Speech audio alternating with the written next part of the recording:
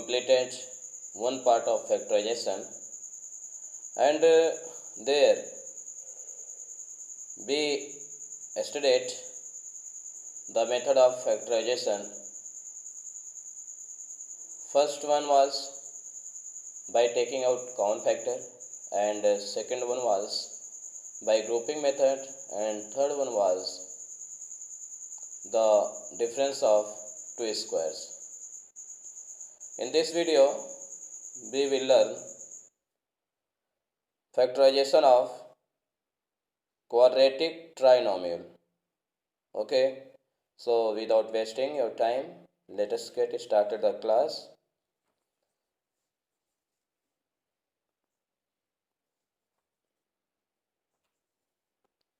You can, this is the method. Okay, this is on your screen, factorization of quadratic trinomial. तो quadratic trinomial आपको सबको पता है। देखिए स्टैंडर्ड फॉर्म है क्वाड्रेटिक ट्राइनोमियल का ax² + bx + c। ठीक है, तो इस तरह का जब टर्म आ जाएगा तो आपको कैसे फैक्टराइजेशन करना है। आपको फैक्टराइजेशन करना है कि ये जो आपका x² का कोफिशिएंट है ना, x² का कोफिशिएंट क्या है, यहाँ पर a है और ये कांस्टेंट टर्म है। कांस्टेंट टर्म क्या है, c है। तो इन दोनों का क्या निकालेंगे, मल्टीप्लिकेशन निकालेंगे। ठीक है, मल्टीप्लाई करेंगे दोनों का। तो दोनों को मल्टीप्लाई करोगे तो AC आएगा। क्या जाएगा, AC। अब ये AC डिपेंड करता है, ये या तो पॉजिटिव आएगा या तो निगेटिव आएगा। ठीक है, depends on A and C। ये कैसा है, A और C कैसा है, पॉजिटिव निगेटिव। तो दो होगा, AC या तो पॉजिटिव होगा या तो निगेटिव होगा। ओके, चलिए यदि पॉजिटिव हुआ, मान लीजिए AC पॉजिटिव आ जाता है, A और C का मल्टीप्लाई किया जाता है, पॉजिटिव आ जाता है, प्लस में आ जाता है। तो यहाँ पर जो x का कोफिशिएंट है तो b। ठीक है, तो b को ब्रेक करेंगे। क्या करेंगे, दो पार्ट में ब्रेक करेंगे ताकि उन दोनों का मल्टीप्लाई किसके इक्वल हो जाए, AC के इक्वल हो जाए। दो पार्ट में ब्रेक करने वाले कि दो ऐसे नंबर्स के सम के रूप में ब्रेक करेंगे कि उनका मल्टीप्लिकेशन क्या हो, AC हो। मान लीजिए b को हमने ब्रेक कर दिया d + e, तो ये जो d + e है यानी d + e = b है, लेकिन d और e का मल्टीप्लाई क्या होना चाहिए, AC के इक्वल होना चाहिए। बात समझ में आ रही होगी। देखिए मैंने क्या कहा, पहले जो x² का कोफिशिएंट है a और जो कांस्टेंट टर्म है c, इन दोनों का क्या कर देना, मल्टीप्लाई कर देना, AC आ जाएगा। इन दोनों का मल्टीप्लाई क्या आ जाएगा, AC आ जाएगा। अब AC क्या होगा, या तो पॉजिटिव होगा या तो निगेटिव होगा। ठीक है, पॉजिटिव हुआ तो b को यानी ये जो x का कोफिशिएंट है उसको दो नंबर के सम के रूप में ब्रेक करेंगे। ठीक है, तो जैसे मान लीजिए b को हमने ब्रेक कर दिया d + e, ये दो नंबर का सम है ना, तो ये तभी लिख सकते हैं जब d और e का मल्टीप्लिकेशन किसके इक्वल होगा, AC के इक्वल होगा। ठीक है, चलिए हम एग्जांपल से क्लियर करते हैं और अच्छे से समझ में आ जाएगा आपको। ध्यान से देखते रहिए वीडियो को। मान लीजिए इस a की जगह पर 1 होता, क्या होता है, यहाँ पर 1 होता यानी 1x² होता है, मीन्स x² होता।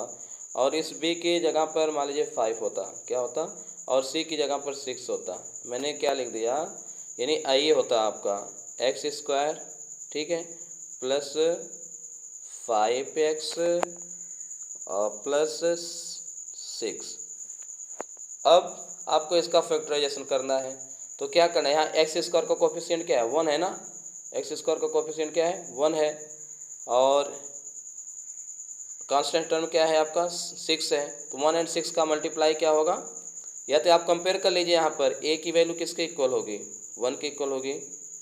एंड एक बार और देखिए, मैंने क्या लिखा था, x² plus 5x plus 6। Compare कर लो इस इक्वेशन से इसको, तो a की वैल्यू यहाँ पर क्या आ जाएगी, 1 आ जाएगी। ठीक है, b की वैल्यू क्या आ जाएगी, b की वैल्यू 5 है, और यहाँ पर c की वैल्यू क्या है, 6 है। आपको क्या करना था, a और c का मल्टीप्लाई करना था। a और c का मल्टीप्लिकेशन क्या आ गया, 6 आ गया। 6 क्या है, पॉजिटिव है ना, पॉजिटिव है। तो अब आइए इस पे जो x का कोफिशिएंट है, x का कोफिशिएंट यहाँ पर क्या है 5 है। तो अब इस 5 को क्या करेंगे, दो नंबर के सम के रूप में ब्रेक करेंगे। मान लीजिए 5 को आपने लिख दिया 2 + 3, 2 + 3 = 5 होता ना। अब ये लिखा जाएगा कि नहीं लिखा जाएगा, इस बात पर डिपेंड करता है कि 2 और 3 का मल्टीप्लाई क्या 6 के इक्वल है। 2 3 जा 6, यदि इक्वल है तो लिखेंगे, ठीक है। तो यहाँ पर 2 + 3 = 5 है एंड 2 और 3 का मल्टीप्लाई क्या है 6 है, इसलिए 5 को आप 2 + 3 लिखेंगे। लेकिन कहें कि आप ऐसा नहीं लिख सकते कि 5 को 1 + 4 लिख दें। इन दिस केस 1 + 4 नहीं लिख सकते, क्योंकि आप जानते हैं 4 और 1 5 तो होता है, लेकिन 4 और 1 का मल्टीप्लाई 6 नहीं होगा। आई होप क्लियर हुआ होगा। एग्जाम्पल देखते हैं कैसे करना है, ठीक है। चलिए क्वेश्चन यहाँ पर लिखा है, मेथड मैंने जो बताया वो चीज़ यहाँ पर लिखा है कि find the product of coefficient of x² and constant term. x² और कांस्टेंट टर्म का क्या फाइंड करना है, उनका मल्टीप्लाई फाइंड करना है। AC बताया था, अभी देख लीजिए, क्यों सब बताया हूँ। अब AC क्या हो सकता है, AC या तो पॉजिटिव होगा या तो नेगेटिव होगा। पॉजिटिव आएगा तो क्या करेंगे, break B in sum of 2 numbers. तो B को 2 नंबर के सम के रूप में ब्रेक करेंगे सच दैट ऐसे होने चाहिए कि देयर मल्टीप्लिकेशन इज AC, उनका मल्टीप्लाई क्या हो AC हो। मान लीजिए A निगेटिव आता है, तो B को ब्रेक करेंगे इन फॉर्म ऑफ, ठीक है, डिफरेंस ऑफ 2 नंबर्स, 2 नंबर के डिफरेंस के रूप में ब्रेक करेंगे such that there multiplication is AC। Negative आएगा तो B डिफरेंस में ब्रेक होगा, और पॉजिटिव आएगा तो B सम के रूप में क्या होगा, ब्रेक होगा। चलिए ब्रेक करने के बाद क्या करना है, after that use grouping method for factorisation. Grouping method का यूज़ करना है जो आपको पढ़ा दिया गया है। आइए एग्जाम्पल देखते हैं इसका कैसे होगा ये।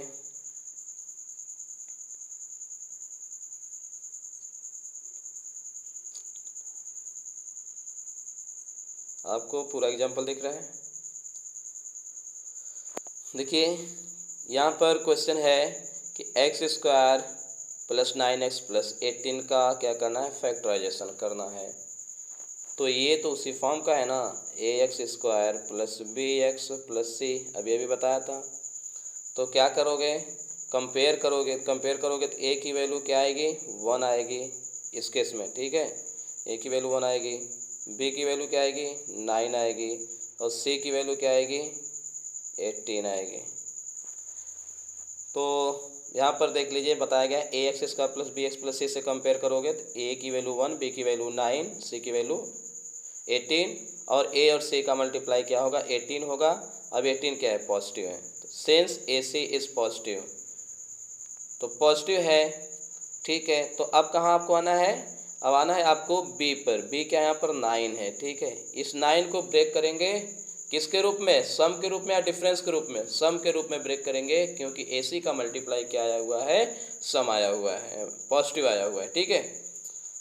तो नाउ विल ब्रेक B मतलब क्या 9 इन सम ऑफ 2 नंबर्स, 2 नंबर्स के सम के रूप में ब्रेक करेंगे, लेकिन उनका multiply such that it's multiplication क्या होना चाहिए 18 होना चाहिए, ठीक है।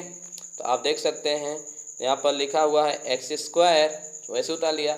अब यहाँ x का जो कोफिशिएंट है प्लस को वैसे ही सिंबल उतारिए, और ये जो b है, b क्या 9 को क्या लिख सकते हैं आप 6 + 3। क्यों 6 + 3 ही लिख रहे हैं, क्योंकि 6 और 3 का मल्टीप्लाई क्या आएगा 18 आएगा।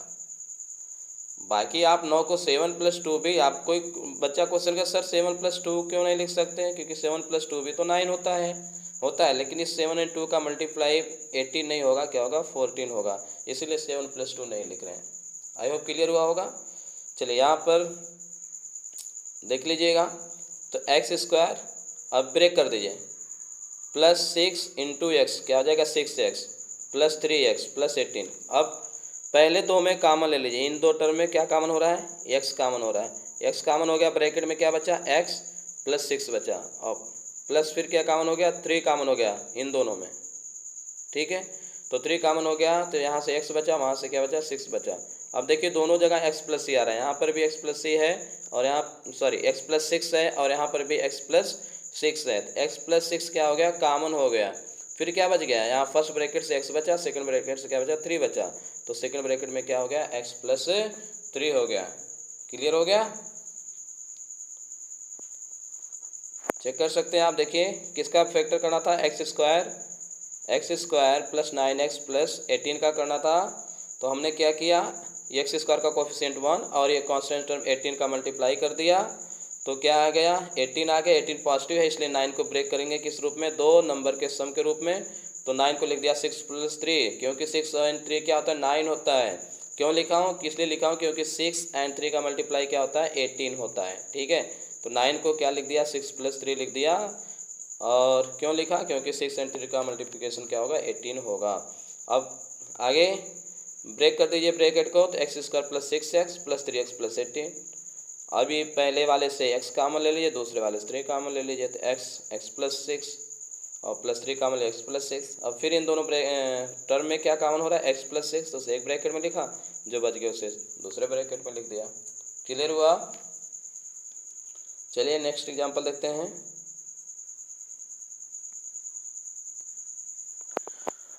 ओके स्टूडेंट, नेक्स्ट एग्जाम्पल देखें।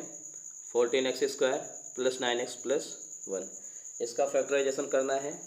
सबसे पहले आप वही काम करेंगे, कंपेयर कर लेंगे। किससे कंपेयर कर लो बेटा, ax square plus bx plus c से, तो a की वैल्यू क्या होगी 14, b की वैल्यू क्या होगी 9 एंड c की वैल्यू क्या होगी 1 होगी। और फिर आप निकालेंगे क्या a इंटू सी, ए सी क्या हो जाएगा 14 इंटू 1, तो क्या आ जाएगा 14। क्लियर हुआ इतना। अब चलिए 14 क्या है, पॉजिटिव है, पॉजिटिव है तो आप क्या करोगे, ये जो कोफिशिएंट है किसका x का, उसको 2 पार्ट में ब्रेक करेंगे। तो यहाँ पर x का कोफिशिएंट क्या है 9 है, तो 9 क्या हो जाए लिखेंगे 7 + 2 लिखेंगे। क्यों 7 + 2 ही लिख रहे हैं, क्योंकि 7 और 2 का मल्टीप्लाई क्या होगा 14 होगा। ठीक है, तो बस अब ब्रेक कर दीजिए 14x स्क्वायर प्लस क्या 7x, ब्रैकेट ब्रेक करिए यहाँ से। ठीक है, 7 into x 7x plus 2 into x 2x plus 1। फिर ग्रुपिंग करके कॉमन ले लेना, पहले 2 में क्या कॉमन होगा, इन 2 में देखिएगा 7x कॉमन हो जाएगा, तो ब्रैकेट में क्या बचे 7x कॉमन हो गया, तो क्या बचा 2x बचा यहाँ पर, और प्लस 1 प्लस इन दोनों में क्या कॉमन होगा, कुछ नहीं कॉमन है, तो 1 तो कॉमन है, प्लस 1 कॉमन ले लिया 2x प्लस 1। अब यहाँ पर 2x प्लस 1 और इस टर्म में भी क्या 2x प्लस 1, तो 2x प्लस 1 एक ब्रैकेट में क्या बच गया, यहाँ से 7x बच गया और यहाँ पर क्या बच गया 1 बच गया, तो 7x प्लस 1 दूसरे ब्रैकेट में आ गया। यही फैक्टर हो गया आंसर। क्लियर है, चलिए नेक्स्ट देखते हैं। चलिए एक नेगेटिव वाला भी देख लेते हैं। फैक्टर करना है किसका, x square plus 7x minus 18 का। हमेशा वही आप देखिए यहाँ पर सी, यहाँ पर देखिए सी क्या है -18 है, क्या है -18 है, और एक्स स्क्वायर का जो कोफिशिएंट क्या है वो 1 है, तो 1 एंड -18 का जब मल्टीप्लाई करोगे, ठीक है, तो क्या आएगा -18 आएगा। अभी ए सी क्या आ गया नेगेटिव आ गया, नेगेटिव आ गया। जब नेगेटिव आ गया तो आप जो बी है, बी यहाँ पर क्या है, बी की वैल्यू तो 7 होगी, एक्स का कोफिशिएंट 7 है। अब इस 7 को ब्रेक कर देना है, 7 को ब्रेक करना है, लेकिन कैसा ब्रेक होगा अभी आप ए सी जब पॉजिटिव था तो उसे 2 नंबर के सम के रूप में ब्रेक किया था। जब ए सी निगेटिव आ गया तो बी जो होगा 2 नंबर के डिफरेंस में ब्रेक होगा। तो 2 नंबर का डिफरेंस यानी 7 को आप क्या लिख सकते हैं 9 - 2 लिख सकते हैं। क्या लिख सकते हैं 9 - 2, 9 - 2 7। क्यों लिख रहे हैं, क्योंकि इन दोनों का यानी 9 एंड 2 का जब मल्टीप्लाई करोगे तो क्या आ जाएगा 18 आ जाएगा। आपको 18 लाना है ना, तो वही लिख दीजिएगा सीधे सीधे। आप यहाँ पर एक्स स्क्वायर, बस ये जो 7 है 7 के प्लेस पे आपको क्या लिखना है 9 - 2 बाहर x -18। अब ब्रैकेट ब्रेक कर दीजिएगा, x square plus 9 into x, तो क्या हो गया 9x। देखिए प्लस यहाँ पर है माइनस यहाँ पर है, प्लस माइनस मल्टीप्लाई माइनस हो जाएगा, फिर -2 का मल्टीप्लाई जब x में करोगे तो -2x -18। फिर से पुराना काम आ गया, वही ग्रुपिंग करना है, पहले 2 टर्म उठाना है, कॉमन लेना है। इसमें से x कॉमन हो गया, ब्रैकेट में क्या बच गया x प्लस 9 माइनस इन दोनों में क्या कॉमन हो 2। देखिए माइनस मैंने कॉमन लिया है, तो माइनस जब कॉमन लेंगे, ध्यान दीजिएगा, जब माइनस कॉमन लेंगे आप यहाँ से इसमें से, तो ब्रैकेट के अंदर का जो सिंबल है, जो साइन है, वो क्या हो जाएगा, चेंज हो जाएगा। तो ये 2x क्या था, माइनस था, तो क्या हो गया यहाँ पर प्लस हो गया, और 18 क्या था, माइनस था, तो प्लस हो गया, क्योंकि माइनस बाहर हो गया। ठीक है, अब देखिए यहाँ x + 9 है और यहाँ पर भी x + 9 है, तो इसे बाहर करो, एक ब्रैकेट में लिख दो, बचा क्या, यहाँ x बचा, यहाँ से -2 बच गया, x - 2 आंसर हो गया। क्लियर है। और एग्जांपल देख लीजिए।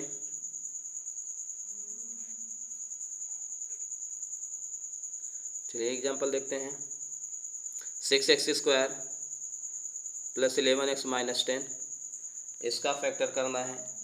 तो फैक्टर करना है तो AC निकालोगे, AC क्या, 6 × -10 क्या हो गया, -60 हो गया। तो ये निगेटिव है, निगेटिव है, तो इस 11 को ब्रेक करना है, यानी b का कोफिशिएंट, और उसे मैं लिख सकता हूँ 15 - 4, 15 - 4, क्योंकि 15 में से 4 सब्ट्रैक्ट को 11 आएगा ना। और क्यों यही लिख रहा हूँ, क्योंकि 15 और 4 का मल्टीप्लाई क्या होगा, ये 60 के इक्वल होगा, यही तो लाना है आपको। लिख दीजिएगा 6x², 11 के प्लेस पे क्या लिखना, 15 - 4 × x - 10, ब्रैकेट ब्रेक कर दीजिए। 6x² + 15 का मल्टीप्लाई करेंगे x में तो 15x, -4 का मल्टीप्लाई x में करेंगे तो -4x - 10। कामन ले लीजिएगा, पहले दो में कामन क्या हो जाएगा, 3x दोनों में कामन है, तो 3x कामन ले लिए, ब्रैकेट में क्या बच गया, पहले वाले से 2x बचेगा और दूसरे में क्या बचेगा, 5 बचेगा। फिर माइनस, इसमें क्या कामन हो जाएगा, -2 कामन, माइनस कामन ले, ब्रैकेट के अंदर का चिन्ह बदल जाएगा, सिंबल बदल जाएगा। ठीक है, साइन। तो 2x + 5, इसमें देखिए 2x + 5, और यहाँ पर भी क्या आ गया, 2x + 5। अब 2x + 5 एक ब्रैकेट में लिखेंगे, और जो बच गया यहाँ से 3x बचा, और यहाँ पर क्या बचा, -2, 3x - 2 सेकेंड ब्रैकेट में लिखेंगे, आंसर हो गया। चलिए कुछ क्वेश्चन आपके लिए लिखे गए हैं, इसे आपको करना है। ये देखिए, डू इट योरसेल्फ, ये सारे क्वेश्चन पढ़ लीजिए, आप अपने से करिएगा, कोई डाउट है पूछिए। ठीक है,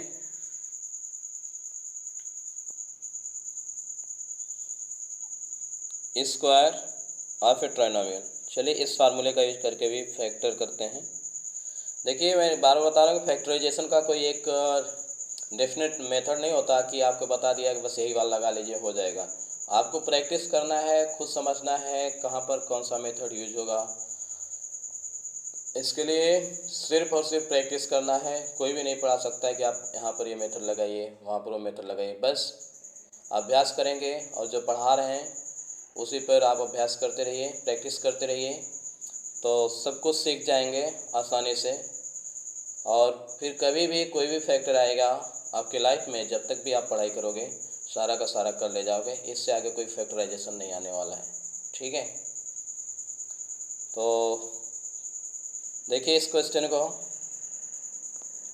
x + y + z, इसमें 3 टर्म क्या है, 3 टर्म है ना, ट्राइनोमियल लिखा गया, 3 टर्म का होल स्क्वायर है।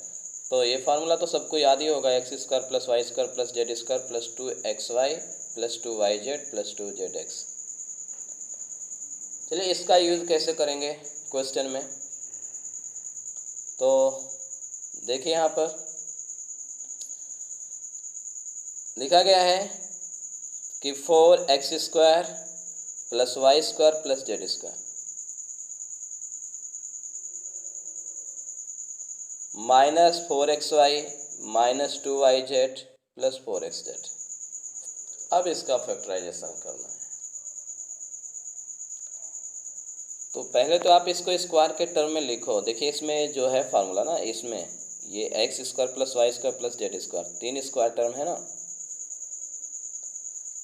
तो पहले 3 स्क्वायर टर्म आप इसमें बनाइए। 4x² है तो इसको क्या लिखोगे, 2x का होल स्क्वायर लिख सकते हो ना, और प्लस y² या y का होल स्क्वायर ऐसे कर दीजिए, प्लस z का स्क्वायर, ये ठीक है। लेकिन आप यहाँ पर देख रहे हैं कि जो ये आपका फार्मूला है, इस फार्मूले में कहीं पर नेगेटिव नहीं आया है। लेकिन आप यहाँ पर देख रहे हैं जो क्वेश्चन दिया है उसमें 2 प्लेस पर 2 टर्म में क्या है, निगेटिव है। 2 टर्म निगेटिव होगा जब ये कि स्क्वायर वाला जो टर्म बना ना, इसमें कोई एक निगेटिव हो। ठीक है, कि 2x whole square + y² + z। अब इसमें कौन सा टर्म हम निगेटिव रखें, आपको यही समझना है। ठीक है, तो बता दे रहे हैं, ट्रिक बता दे रहे हैं, आप यूज़ करिएगा, कभी क्वेश्चन गलत नहीं होगा। कौन सा आपको निगेटिव रखना है। देखिए यहाँ पर ये दो निगेटिव टर्म है। अब इन दो निगेटिव टर्म जो है, इस दो टर्म में यानी -4xy -2yz है। अब इसमें देखिए कौन सा कॉमन है, वेरिएबल केवल देखना है। एक्स वाई और वाई जेड में ऐसा कौन सा वेरिएबल है जो दोनों टर्म में है। तो यहाँ पर एक्स वाई, यहाँ पर वाई जेड है, तो देख रहे हैं ये वाई दोनों में है ना, जो दोनों में आएगा, जो बोथ टर्म में आएगा, ठीक है, और वही क्या रखा जाएगा, निगेटिव रखा जाएगा। तो आप देखिए यहाँ पर हमने इसको 4x² को क्या लिख दिया, 2x का होल स्क्वायर, और ये जो y² है इसे क्या बना दिया, क्योंकि इन दोनों में क्या कॉमन हो रहा था, y, तो इसलिए y क्या होगा, नेगेटिव होगा। इसलिए मैं इस बात को ध्यान दें, यहाँ पर -y² लिखा +z² लिखा। अब इस तरह से ब्रेक करके देखो, लिखिए 2ab लिखना है तो 2 और a की वैल्यू 2x है और b की वैल्यू क्या है, -y। तो देखो क्या यही इनके दोनों का मल्टीप्लाई जब करोगे इस सब का, तो क्या आ रहा है, 2 2 जा 4xy, तो -4xy यहाँ पर लिखा है ना, तो सेट हो रहा है। 2ab मिल गया, प्लस आप देखिए 2bc है, क्या है, 2b की वैल्यू -y, c की वैल्यू z, तो आप यहाँ पर देख सकते हैं -2yz लिखा गया, और ये भी -2yz ही है, और प्लस 2zx, तो 2z की वैल्यू यहाँ पर z ही है, और x की वैल्यू क्या है, 2x है यहाँ पर, तो 2 2 जा 4xz है ना, तो फार्मूला बन गया। अब देख रहे हैं कि x² + y² + z² + 2ab + 2bc + 2ca है, तो फार्मूला बन गया, तो इसको यूज करिएगा। ये किसका होल स्क्वायर बना, तो इन्हीं का होल स्क्वायर बनेगा, आपको पता है।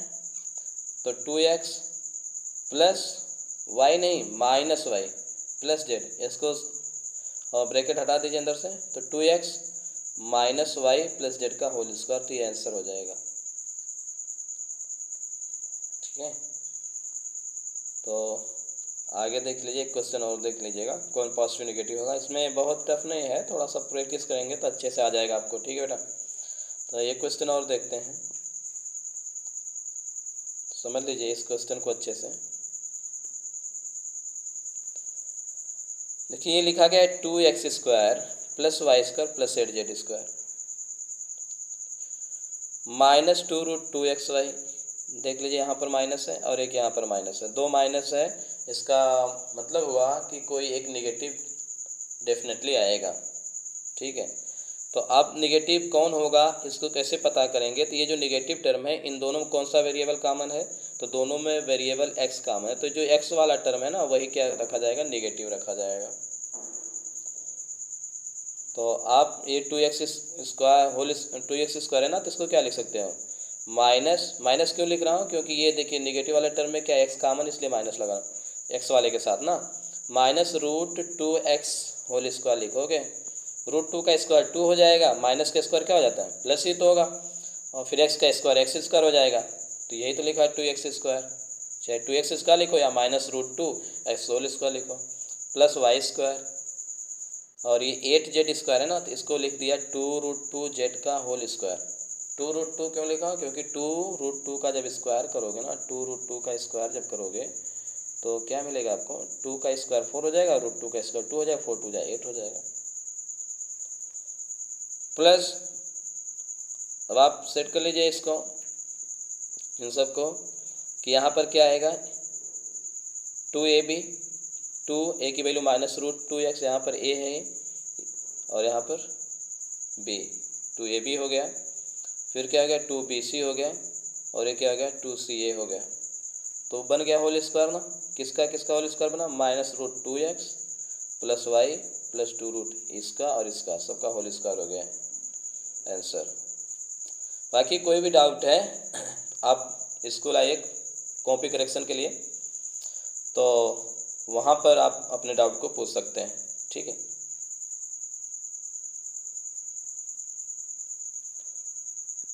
स्टूडेंट ये क्वेश्चन आपके लिए लिखा गया है, आप इसको करेंगे। ओके।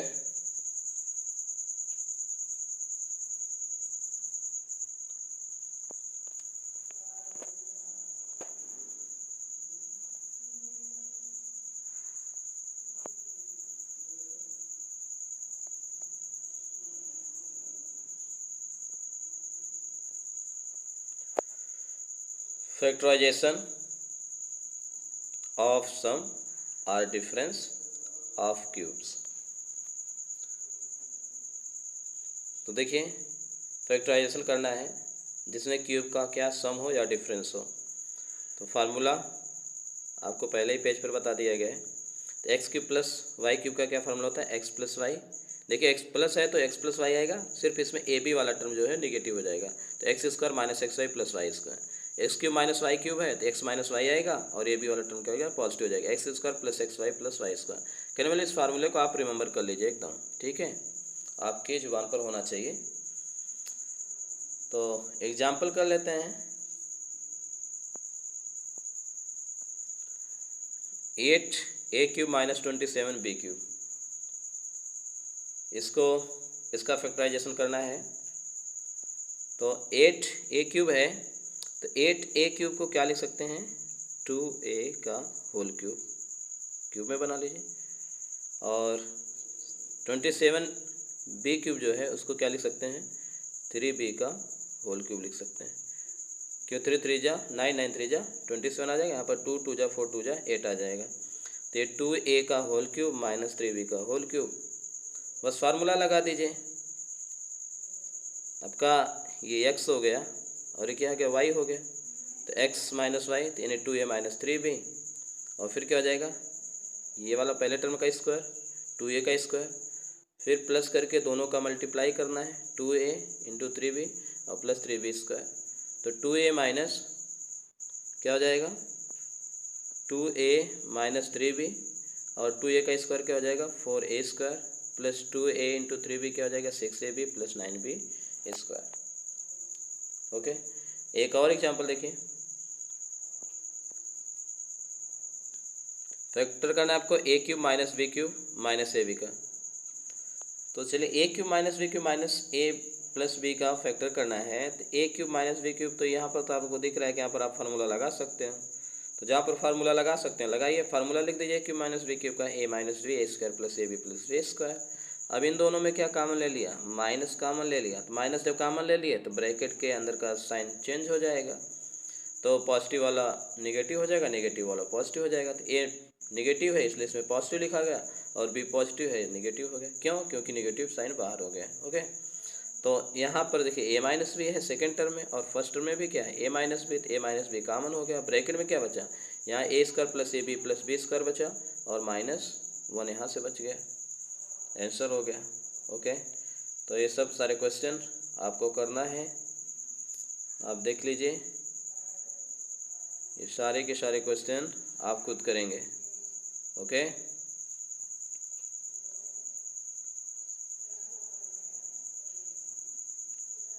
तो वीडियो का लेंथ ज़्यादा बड़ा हो जाएगा इसलिए यहीं पर फिनिश करते हैं। अच्छे से पढ़िए, एक और पार्ट में कोशिश करेंगे पूरा फैक्टराइजेशन आपका कंप्लीट हो जाए। ठीक है, बार बार वीडियो को देखते रहिए, आपके समझ में आ जाएगा। और फिर भी यदि कोई डाउट है तो आप स्कूल आइए कॉपी करेक्शन के लिए, तो वहाँ पर आप डाउट अपना पूछ लीजिए, क्लियर कर लीजिए। Okay students, take care, thanks for watching.